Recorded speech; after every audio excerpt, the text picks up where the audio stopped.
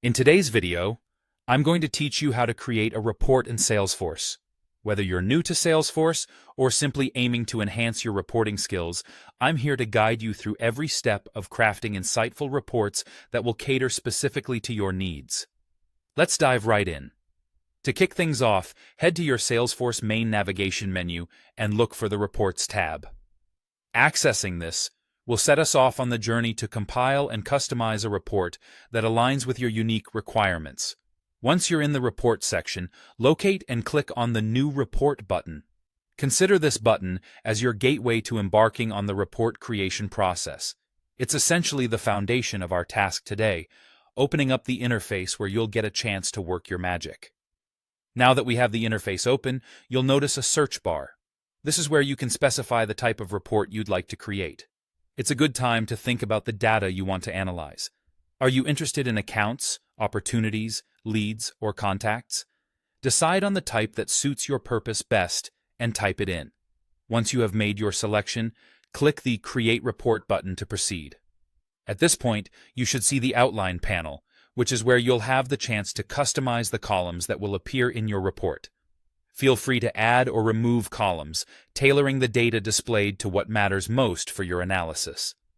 Remember, the more relevant the information you include, the more meaningful your report will be.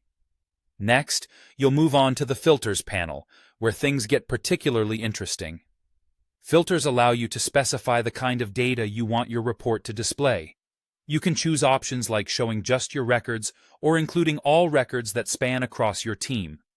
If you need more specificity, set the desired date ranges. Whether you're interested in data from the last 30 days, this quarterly period, or any custom range you need, it's all available at your fingertips. To narrow down your results even further, add field-specific filters. For instance, you could choose to include only opportunities where the stage equals closed won.